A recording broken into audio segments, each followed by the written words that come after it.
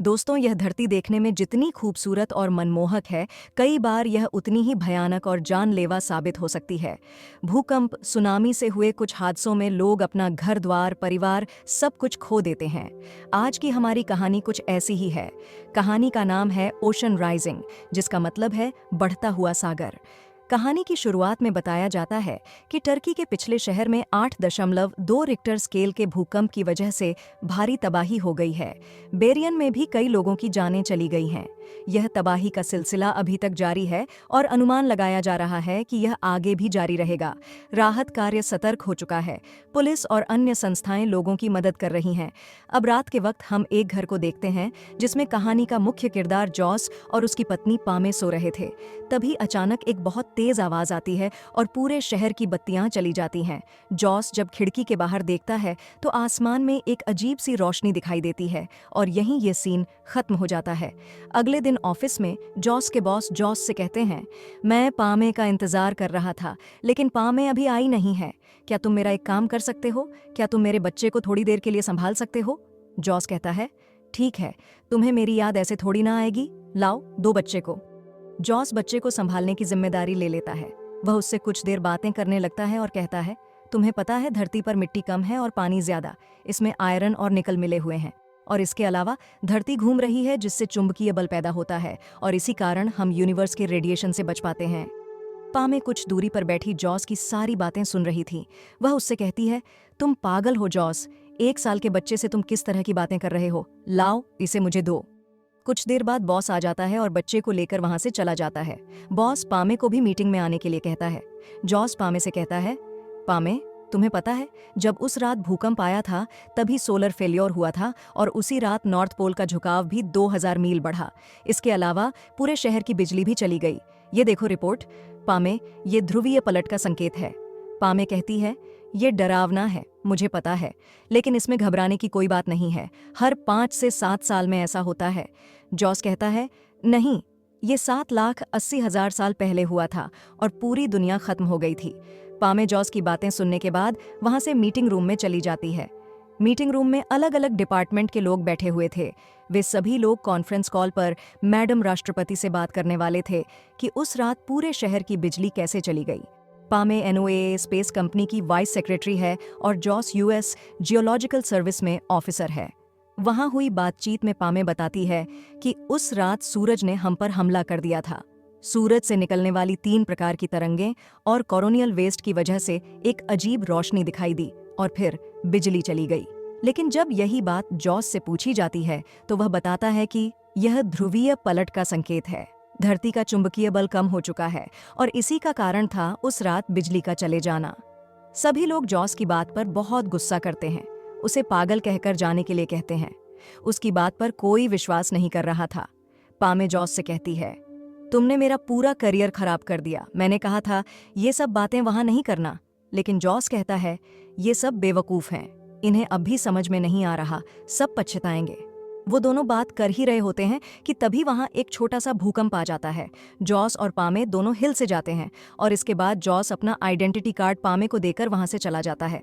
अपने घर पर जॉस शहर छोड़कर जाने की तैयारी कर रहा था, लेकिन तभी वहां पामे पूछती है, क्या मैं तुम्हारी टी-शर्ट रख सकती हूँ? जॉस और पामे के बीच नोक झोंक होने लगती है। पामे जॉस से कहती है, तुम्हें हर चीज से भागने की आदत हो गई है। घर छोड़कर जा रहे हो ताकि नाव बना सको। तुम्हें हमारे बारे में, हमारे प्यार के बारे में सोचना चाहिए।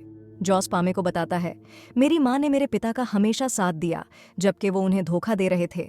तब उनकी पेंशन कोर्ट ने आधी कर दी, लेकिन फिर भी मेरी माँ ने उन्हें कभी नहीं छोड़ा। और जब मैंने बात की दुनिया बचाने की तो तुम मुझ पर हंसने लगी।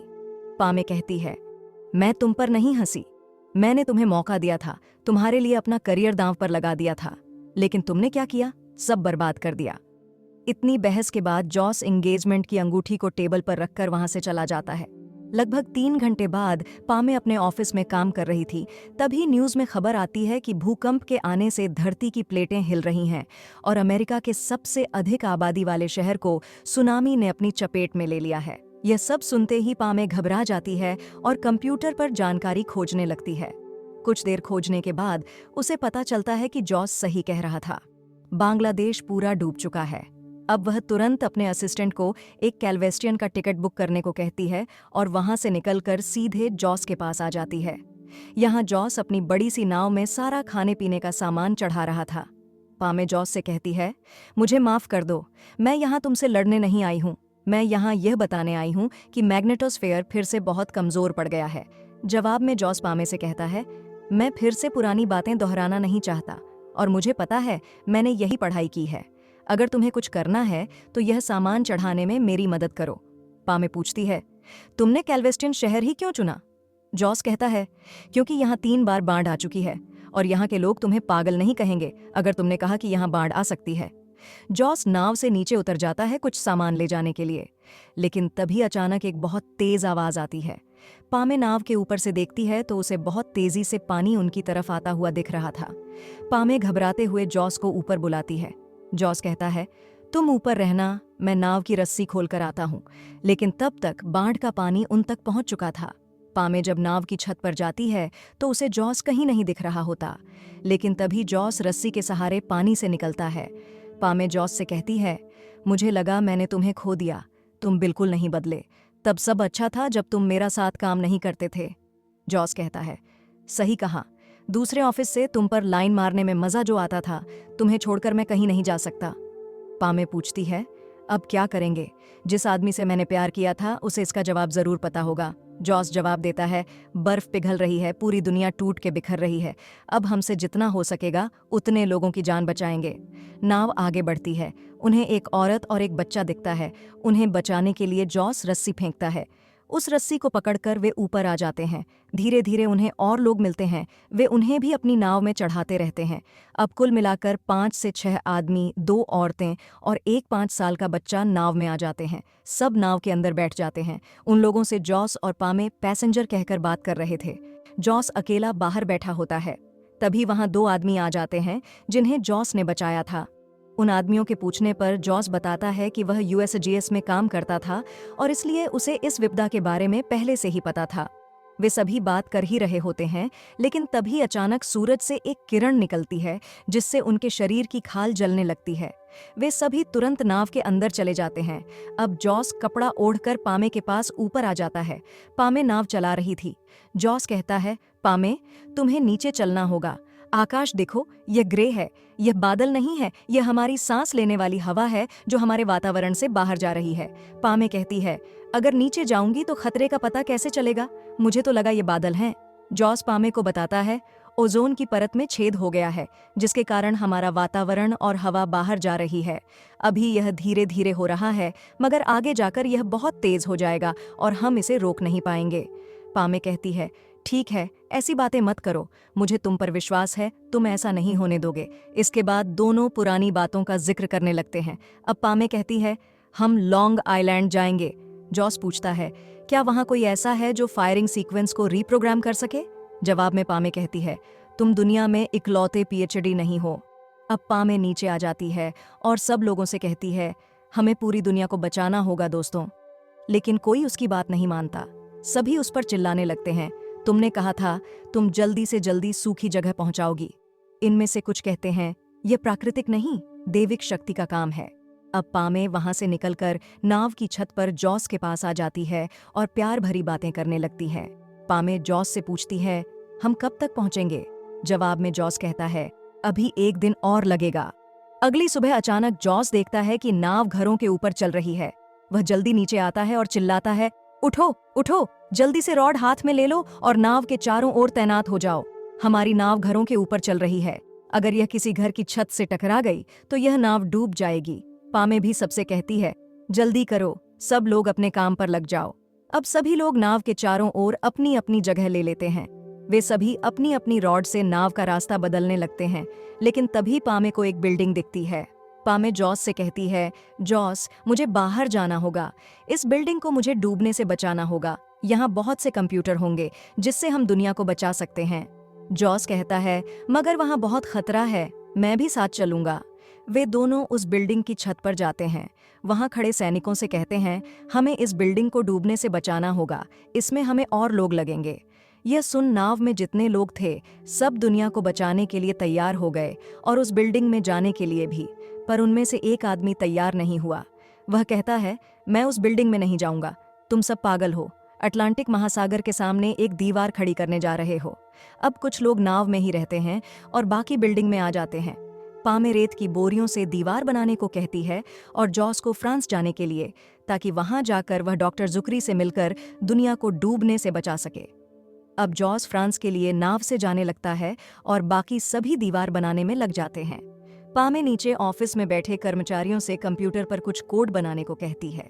पैम एर्चरी, यानी कि वो औरत जिसे पैम और जॉस ने सबसे पहले बचाया था, उससे कहती है, मैं दिव्य चीज भगवान पर विश्वास नहीं करती, पर मुझे लगता है जरूर कुछ चमत्कार होगा और हम बच जाएंगे। एर्चरी जवाब देती है, तुम्हें ऐसा इसीलिए लगता है क्योंकि तुमने किसी अपने को खोया नहीं है। मैंने अपने पति और बड़े बेटे को खोया है, मुझे नहीं लगता हम बचेंगे। एर्चरी पैम के ऊपर गुस्सा होकर वहां से छत पर चली जाती है। वो देखती है सब लोग खुश हो रहे होते हैं क्योंकि उन्होंने 60 फीट की दीवार बना ली थी, लेकिन तभी बिजली का खंभा टूटकर पानी में गिर जाता है, जिसके कारण चारों तरफ बिजली का करंट आने लगता है। एर्चरी पीछे कदम रखती है, लेकिन तभी उसका पैर पानी में चला जाता है और वो बिजली से चिपक जाती है, जिससे वो तड़प तड़प कर मर जाती है। इधर दूरी और जॉस की नाव समुद्र में चल रही होती है।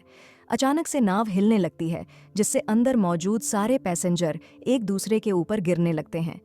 जॉस पैसेंजर्स को कहता है, लगता है नाव में छेद हो गया है, मैं जल्दी से छेद भरता हूं, तब तक तुम लोग नाव को संभालो। पैसेंजर्स कहते हैं, ठीक है। जॉस कहता है, नाव में भार ज्यादा हो गया है, हमें कुछ सामान बाहर फेंकना होगा। एक पैसेंजर कहता है, क्या खाने का सामान भी फेंक दोगे? जॉस कहता है, हाँ। एक पैसेंजर जॉस को कहता है, अगर तुमने खाना बाहर फेंका तो मैं तुम्हें गोली मार दूंगा। जॉस उससे बंदूक छीनने के लिए जाता है, लेकिन तभी वो पैसेंजर बंदूक चला देता है और गोली जॉस के हाथ से छूकर निकल जाती है। जॉस के हाथ से खून बहने लगता है। बाकी पैसेंजर्स उस पैसेंजर के ऊपर गुस्सा करने लगते हैं। जॉस कहता है, नहीं, अब ये जो कहेगा हम सब वही करेंगे। अब वो आदमी सबको सारा सामान बाहर फेंकने को कहता है। कुछ समय बाद जब नाव काबू में नहीं आ रही होती है तो वो जॉस से माफी मांगने लगता है और कहता है कि प्लीज हमें बचा लो। इधर दूसरी ओर पैम नीचे कंट्रोल रूम में जाती है, जहां उस मरने वाली औरत का बेटा खेल रहा था।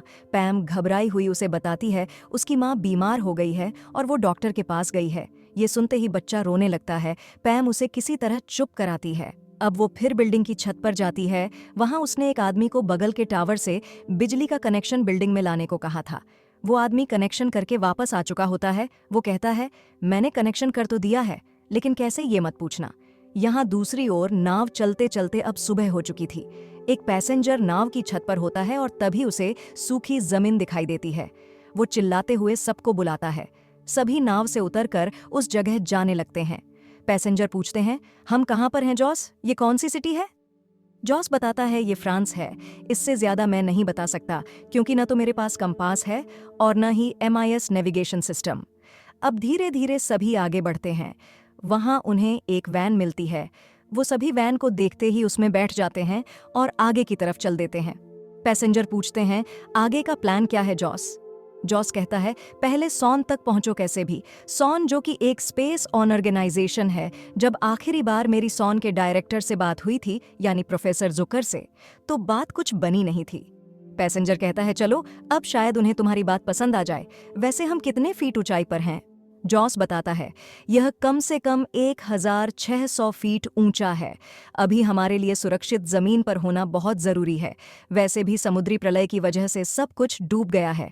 वैन थोड़ी ही आगे बढ़ती है, लेकिन तभी मिलिट्री वाले उन्हें रोक लेते हैं और पूछने लगते हैं, कहाँ जा रहे हो? जॉस नीचे उतरता है और ऑफिसर के पास जाता है।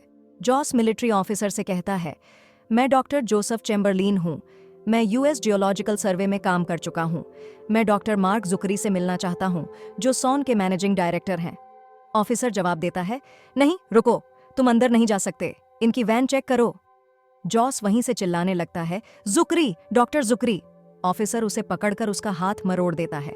तभी डॉक्टर जुकरी दौड़ते हुए आते हैं और जॉस को छुड़ा लेते हैं। डॉक्टर जुकरी जॉस से इस व्यवहार के लिए माफी मांगते हैं। वे बताते हैं, मैं डॉक्टर पामे के साथ संपर्क में था। जब मैंने सिक्योरिटी कैमरा में देखा तो मुझे लगा कि बीच में आना जरूरी है। अब जॉस मिलिट्री ऑफिसर को वैन पार्क करने को कहता है। फिर जॉस और यात्री डॉक्टर जुकरी के साथ ऑफिस की ओर चल देते हैं। डॉक्टर जुकरी कहते हैं, मुझे पामे ने बताया कि तुम कैसे पार्टिकल कोलैप्स की पावर को बढ़ा सकते हो। यह वास्तव में अद्भुत है। थ्योरी के हिसाब से पार्टिकल का पोटेंशियल 2000 से 2 लाख तक बढ़ सकता है। जॉस पूछता है, क्या तुमने एलेनिया कोलिशन के बारे में सुना है? ये सब हमें कॉलेज में कभी नहीं सिखाते। डॉक्टर जुकरी जवाब देते हैं, हाँ, यह संभव है, यह हम कर सकते हैं। ये सुनकर उनके साथी भी खुशियां मनाने लगते हैं। अब सभी जुकरी के ऑफिस पहुंचते हैं। वहां पामे वीडियो कॉल पर डॉक्टर जुकरी के ऑफिस से जुड़ी होती हैं। पामे जॉस से कहती हैं, मुझे लगा मैंने तुम्हें हमेशा के लिए खो दिया। क्या हुआ? तुम ठीक हो? जॉस पूछता है, क्या तुम चमत्कार पर विश्वास करती हो? अब डॉक्टर जुकरी कहते हैं, सभी लोग अपने काम पर लग जाओ, हमें दुनिया को बचाना है। पामे बताती हैं, 160 पावर मेगावाट को हमने डायरेक्टली कनेक्ट कर दिया है और इसके अलावा RH एक्सी को चालू करने में हमें बहुत तकलीफ हुई है। जॉस पामे से पूछता है, यह नॉन कोलिनियर कोलिशन ऑपरेटर है, तुम ऐसा ही सोच रही हो ना? ये सब होने के बाद सभी अपने अपने काम पर लग जाते हैं। डॉक्टर जुकरी बताते हैं, इक्वेटर में माप कुछ 1 माइक्रो टेस्ला है और दूसरा सौर तूफान धरती पर हमला कर सकता है और यही सही समय है प्रोटोकॉल शुरू करने का। जॉस कहता है, पामे तुम तैयार हो? जवाब में पामे हाँ कहती हैं। जॉस पामे और सभी वैज्ञानिकों को लॉन्च करने के लिए कहता है। पामे और वैज्ञानिक अपने अपने कंप्यूटर से लॉन्च का बटन चालू कर देते हैं। चालू करते ही जमीन के अंदर से मशीन में एक तरफ लाल रंग की पोटेंशियल एनर्जी और दूसरी तरफ हरे रंग की पोटेंशियल एनर्जी निकलती है, जिससे चुंबकीय बल पैदा होता है। कंप्यूटर में उसकी सारी अपडेट नजर आ रही होती है। जॉस यात्रियों को बताता है, जब कंप्यूटर में दिख रहे सारे अंक 0 हो जाएंगे तो उनके बीच एक टकराव होगा। तुम लोग समझ सकते हो, जैसे 2 कार टकराती हैं, बस कार की जगह हमने बहुत सारे प्रोटॉन का इस्तेमाल किया है और यह प्रक्रिया बार बार चलती ही रहेगी। पामे कहती हैं, अब हम ग्रेविटेशन रिप्लेसमेंट शुरू करने वाले हैं। ये सुनकर सब खुश हो जाते हैं और खुशी के मारे चिल्लाने लगते हैं कि हम बच गए। लेकिन तभी अचानक स्क्रीन में कुछ डिजिट कम होने लगते हैं। डॉक्टर जुकरी कहते हैं, रुको, लग रहा है वह मैग्नेटिक एनर्जी वापस आ रही है। इसे जल्दी रोकना होगा, वरना सब तबाह हो जाएगा। जॉस पामे से कहता है, पामे तुम पहले सारी पोटेंशियल पावर स्विच डायएक्टिवेट करके फिर से एक्टिव करो, शायद कुछ हो सके। पामे कहती हैं, ठीक है, मैं कुछ ट्राई करती हूँ, मैं कुछ भी करके इसे रोक दूंगी। साइंटिस्ट बताते हैं, अब हमारे पास बस 15 सेकंड बचे हैं। लेकिन तभी अचानक से पामे की स्क्रीन शॉर्ट हो जाती है और पामे का संपर्क जॉस और साइंटिस्ट से टूट जाता है। अब जो करना था पामे को ही करना था। पामे सभी लोगों को ऑफिस से बाहर निकालती है और दौड़ते हुए छत की ओर जाती है, जहां उसे वह वायर दिखता है जिससे बिजली का कनेक्शन जा रहा था। वह बगल से कुल्हाड़ी उठाती है और उस वायर पर जोर से मारती है, जिससे बिजली का करंट उसे लग जाता है और वह जमीन पर झटके से गिर जाती है। यहाँ दूसरी ओर जॉस और साइंटिस्ट अपनी स्क्रीन पर देखते हैं कि मैग्नेटिक फोर्स रुक गया है। सब लोग कहते हैं, लगता है पामे ने अपना काम कर दिया, हम बच गए, उसने इस दुनिया को बचा लिया। मगर जॉस को पामे की बहुत चिंता हो रही थी। वह उसके साथ संपर्क में भी नहीं था। जॉस वहां से निकलकर उदास मन से बाहर जाता है। तभी उसके फोन पर पामे के फोन से कॉल आता है। उस कॉल पर एक बच्चा रो रहा होता है। वो कहता है कि आंटी को करंट लग गया है और वह होश में नहीं है। लेकिन तभी पामे को होश आने लगता है। वह बच्चा पामे को फोन देता है। जॉस पामे से कहता है, ओ पामे, मुझे लगा तुम मुझे छोड़कर चली गई। पामे जवाब देती है, इतनी आसानी से नहीं, तुम्हें मुझे जिंदगी भर झेलना है। इसी के साथ ये कहानी का यहीं पर अंत हो जाता है। दोस्तों, ये कहानी हमें सिखाती है कि कैसे हमें आपातकालीन स्थितियों में लोगों की मदद करनी चाहिए।